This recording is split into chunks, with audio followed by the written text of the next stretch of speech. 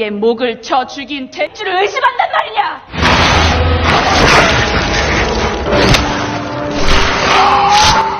Assalamualaikum, halo teman-teman, apa kabar kalian semua?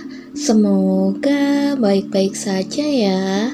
Kali ini kita akan melanjutkan membahas series Kingdom season yang kedua, melanjutkan part sebelumnya. Namun sebelum kalian menonton part yang satu ini, saya sarankan untuk menonton part sebelumnya agar kalian lebih memahami alur ceritanya. Jika sudah, langsung saja kita masuk ke alur ceritanya. 주악주대감을 막아야 한다. Di kota Hangyang, saat itu Sobi dan Zebongpal masih berusaha menemukan cara untuk bisa menyelamatkan Tuan Cho. Sobi lantas teringat pada semut zombie yang terlihat sangat ketakutan pada air. Dengan landasan itu, ia pun mencoba memasukkan tubuh Tuan Cho ke dalam air.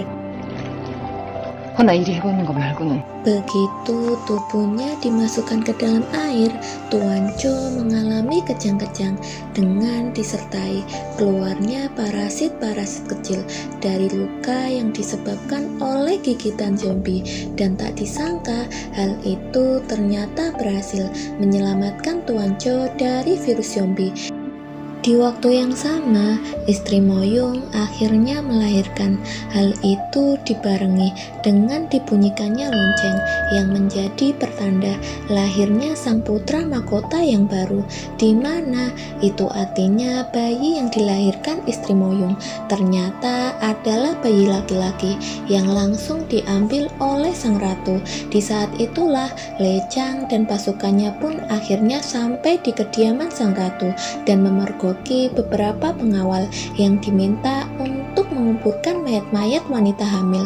Untungnya putra mahkota tiba di saat yang tepat, jadi ia pun berhasil menemukan istri Moyung yang baru saja kehilangan bayinya setelah kelahiran putra mahkota yang baru.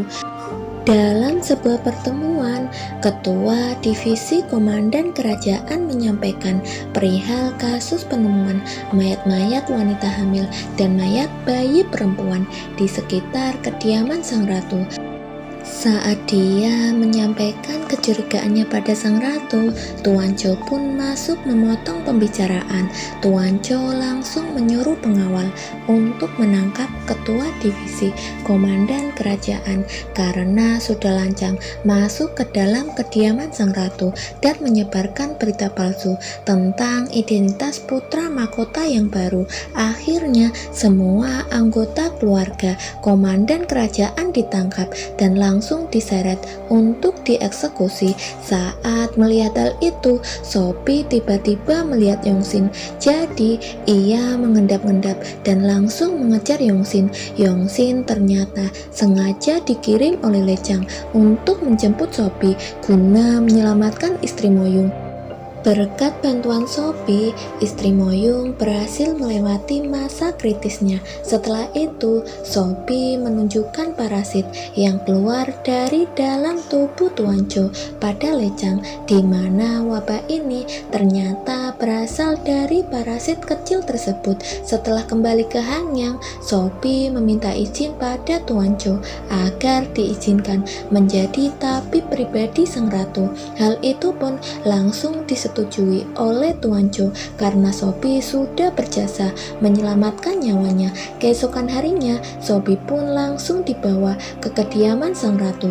Tuan Cho dan sang ratu sedikit berbincang sambil menikmati segelas teh hangat. 누가 마땅한 죄인들입니다.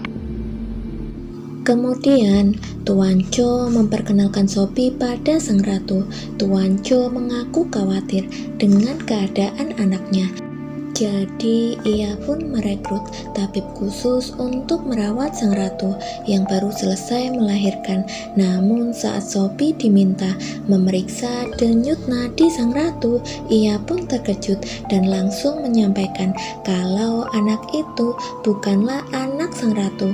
Tuan Cho yang mendengar hal itu langsung marah besar. 네가 저 자문이 무너질 뻔하였다. Ia pun kecewa pada putrinya itu dan tidak sudi menerima anak yang bukan dari garis keturunan klan Haiwancho untuk menjadi raja berikutnya. Namun setelah Tuan Cho menyelesaikan perkataannya, ia pun mengalami muntah darah dan akhirnya tewas. Sang ratu yang licik ternyata sudah menduga hal itu, jadi ia sengaja menyiapkan teh berisi racun untuk ayahnya sendiri. Dengan kematian sang raja dan dewan negara, maka sudah dipastikan kalau kekuasaan kini sepenuhnya berada di tangan sang ratu dan putra mahkota yang baru. Setelah itu, sang ratu langsung mengangkat Sebongpal menjadi ketua divisi komandan kerajaan yang baru untuk menjaga dirinya dan sang putra. Sementara Sobi yang sudah mengetahui kebenarannya juga langsung dipenjara oleh sang ratu agar tidak bisa membocorkan kebenaran identitas sang putra. Sang ratu memang sengaja tidak membunuh Sobi karena sang ratu ingin memanfaatkannya untuk mengetahui informasi tentang wabah zombie agar ia bisa mengikuti jejak sang ayah dan memanfaatkan wabah tersebut. 나도 저것들 번제를 누릴 것이다. Keesokan harinya, hari eksekusi untuk komandan kerajaan beserta keluarganya akhirnya tiba. Putra mahkota yang tidak ingin hal itu terjadi membuat sebuah rencana untuk menyusup ke dalam kota Hangyang. Setelah berhasil mengelabui beberapa prajurit kerajaan, putra mahkota dan pasukannya akhirnya berhasil masuk ke dalam kota Hangyang. Sebongpal yang sekarang sudah diangkat menjadi komandan kerajaan diminta untuk memimpin proses eksekusi. Namun karena ia tidak tahan mendengar suara tangisan keluarga komandan sebelumnya, ia pun mengaku tak sanggup melakukan hal itu. Untungnya putra mahkota tiba di saat yang tepat, jadi proses eksekusi itu berhasil dihentikan. Selanjutnya putra mahkota mengajak Sebongpal dan komandan kerajaan untuk bergabung dengannya dan melakukan perlawanan pada sang ratu. Sang ratu yang menerima informasi tentang apa yang terjadi nyatanya tidak merasa takut sama sekali. Ia bahkan mengaku akan pergi ke aula utama untuk menyambut kedatangan putra mahkota. Tak lama kemudian, putra mahkota dan semua pendukungnya akhirnya tiba di aula utama kerajaan. Di depan aula, ia disambut oleh semua perdana menteri yang langsung bersujud dan mengaku akan ikut bergabung dengan pihak putra mahkota. Sesampainya di dalam aula, putra mahkota dan pendukungnya disambut langsung oleh sang ratu yang sedang menggendong putra mahkota baru. 이해를 갖추는 법도 이에 대해 혀를 모르는 것. Lalu putra mahkota menyuruh sang ratu untuk turun dari singgasana. Namun sang ratu ternyata menolak karena ia merasa tata itu sudah menjadi milik anaknya. Karena hal itu, salah satu menteri pun mengusulkan agar mereka mengambil stempel kerajaan untuk membuat pengesahan mengenai siapa yang benar-benar pantas menduduki tata. Di waktu yang sama, seorang kepala dayang ratu berjalan menuju penjara dan membebaskan beberapa zombie yang terkurung di sana. Rupanya, untuk mengatasi situasi terdesak, sang ratu sengaja menyiapkan zombie untuk mengacaukan keadaan. Zombie yang berada di penjara sebelah mendengar suara keributan, jadi ia pun berusaha membuka ikatannya agar bisa melihat apa yang sebenarnya terjadi. Setelah Sobi berhasil keluar, ia pun melihat kekacauan karena istana kerajaan kini sudah dipenuhi oleh zombie, mulai dari dayang-dayang penjaga istana bahkan sampai kedua menteri yang datang mengambil stempel kini sudah berubah menjadi zombie. Suara teriakan orang-orang pun akhirnya terdengar sampai ke aula utama. Di tengah kebingungan semua orang, Sobi pun berlari ke arah aula dan berkata kalau wabah zombie kini sudah menyebar di dalam istana. Mendengar hal itu, putra mahkota lalu meminta semua penjaga untuk menutup semua gerbang dan bersiap menghadapi para zombie. Putra mahkota dan pasukannya mencoba membunuh beberapa zombie yang datang, namun jumlah zombie ternyata sangatlah banyak. Jumlah zombie yang terus bertambah membuat putra mahkota dan pasukannya sangat kewalahan. Apalagi para zombie itu kini berkumpul di depan gerbang tempat putra mahkota dan pasukannya. Siang kini berganti malam, membuat para zombie semakin ganas. Para zombie yang mengepung aula utama kini sudah berhasil masuk.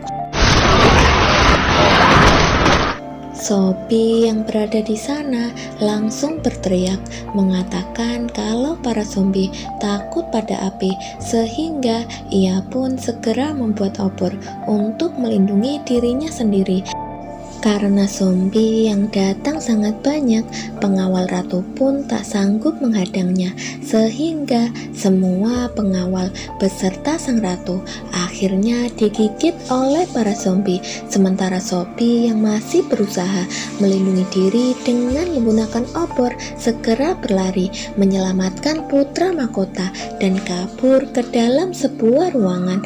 Dalam situasi itu, Sobi menyadari kalau putra mahkota yang ia bawa ternyata telah digigit oleh zombie. Di waktu yang sama, putra mahkota dan pasukannya yang masih terkepung mencoba memikirkan cara untuk bisa menyelamatkan diri. Putra mahkota pun teringat pada sebuah danau di halaman belakang kerajaan, di mana mereka bisa menggunakan danau itu untuk menenggelamkan semua zombie.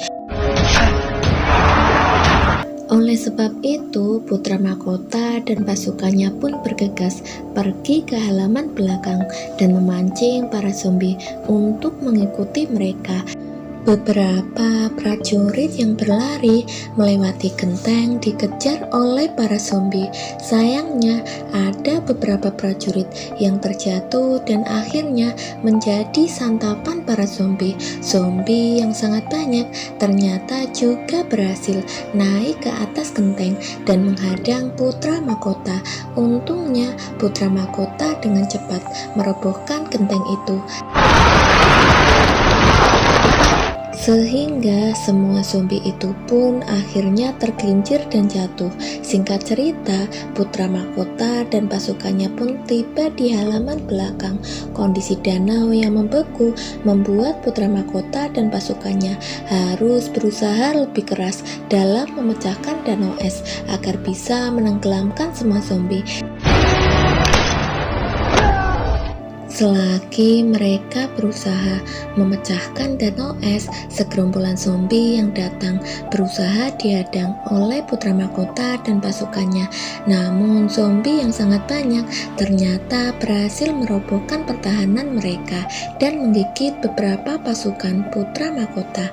Kendati demikian, sebelum benar-benar berubah menjadi zombie, putra mahkota dan pasukannya yang sudah tergigit tetap berusaha melawan dan berusaha memecahkan danau es agar bisa membunuh semua zombie. Putra mahkota berusaha melakukan apapun demi bisa memecahkan danau es. Melihat datangnya zombie yang bertubuh besar, putra mahkota pun memanfaatkan zombie itu untuk memecahkan danau es. Tak disangka hal itu pun berhasil, sehingga danau es yang begitu tebal akhirnya hancur. Hal itu membuat pecahan danau semakin besar dan menenggelamkan semua orang yang ada di sana. Putra mahkota dan pasukannya yang belum sepenuhnya berubah menjadi zombie mengeluarkan parasit-parasit di tubuh mereka, sehingga mereka pun berhasil sadar dan segera keluar dari danau es itu. Keesokan harinya, mereka yang berhasil selamat disambut langsung oleh para warga dan para menteri yang masih selamat. Putra mahkota lalu memerintahkan semua orang untuk bekerja sama dalam mengevakuasi para zombie yang ada di danau es. Kemudian seorang ketua pelajar menemui putra mahkota dan mengatakan kalau mereka saat ini membutuhkan sosok raja seperti dirinya. Jadi untuk mewujudkan hal itu, mereka harus segera membunuh putra mahkota yang baru agar tidak menimbulkan masalah di masa depan. Setelah itu, putra mahkota pun pergi ke singgasana raja dan menemukan Sobi yang sedang menggendong putra mahkota yang baru. Saat melihat luka di tangan putra mahkota yang baru, Lejang pun takut dan ingin segera membunuhnya. Namun Sobi berusaha melindungi putra mahkota dan mengatakan kalau putra mahkota sama sekali tidak terinfeksi. 7 tahun kemudian semenjak kejadian itu, keadaan di kerajaan kini sudah berubah menjadi normal. Putra mahkota yang dahulu masih bayi kini sudah berubah menjadi anak-anak dan sedang menjalani prosesi penobatan untuk menjadi seorang raja. Semua orang sengaja menutupi kejadian 7 tahun silam. Jadi sang raja hanya mengetahui kalau ayah, ibu, dan kakaknya telah tewas karena sebuah wabah. 지금 두 분의 직결인데 누구도 그분들 얘기를 해주지. Di saat Seo Bungpal menuju ke tempat tinggalnya, ia pun terkejut melihat Yongsin berada di sampingnya. Ia lalu mengajak Yongsin ke rumahnya dan berbincang-bincang mengenai banyak hal. Tak disangka semua yang terjadi di kerajaan saat ini ternyata adalah keinginan dari Lejang, di mana saat 7 tahun yang lalu Lejang memutuskan untuk memberikan tahta pada putra mahkota karena ia merasa kalau putra mahkota lebih pantas menjadi seorang raja. 아바마마도 그리고 나도 모두 죽었다 졌거라. Sementara Lejang sendiri akan menjadi orang biasa yang akan terus mengawasi kerajaan dari jarak jauh. Dari informasi Yongsin, Lejang dan Sobi saat ini tengah sibuk dengan penelitian mereka terkait asal-muasal wabah zombie. Dari kajiannya, Sobi berhasil membuat buku yang berisi informasi-informasi tentang wabah zombie, di mana wabah itu berasal dari tanaman pembangkit yang masuk ke dalam tubuh manusia dan berubah menjadi parasit yang apabila terkena air, maka parasit itu akan segera keluar dari tubuh manusia.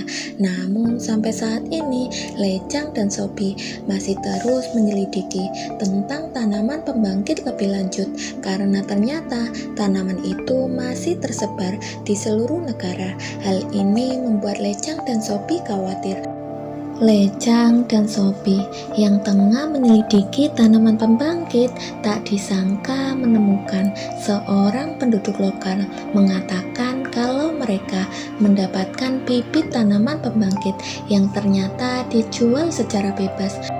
Bahkan mereka juga mengetahui khasiat tanaman tersebut dan mendapatkan informasi bagaimana cara menggunakannya. Lejang dan Sobi yang mendapatkan informasi itu berusaha mencari seseorang yang dimaksud oleh penduduk lokal. Dalam pencarian itu, mereka sampai di sebuah desa yang terbengkalai. Di desa itu, Lejang dan Sobi menemukan tanaman pembangkit dan mereka pun menemukan zombie yang berada di sana. Tak disangka, di sana ternyata ada begitu banyak zombie yang dikurung oleh seorang penjual tanaman pembangkit. Penjual tanaman pembangkit itu ternyata adalah seorang wanita, sementara di istana memperlihatkan sang raja yang sepertinya sedang tidur. Lalu bekas luka gigitan di tangannya tiba-tiba bergerak dan memperlihatkan parasit yang ternyata masih bersemayam di dalam tubuhnya, dan series Kingdom Season 2 pun akhirnya selesai. Terima kasih buat kalian yang sudah menonton. Jangan lupa like, komen, subscribe, dan nyalakan lonceng notifikasinya agar channel ini dapat terus berkembang. Sampai jumpa, bye-bye.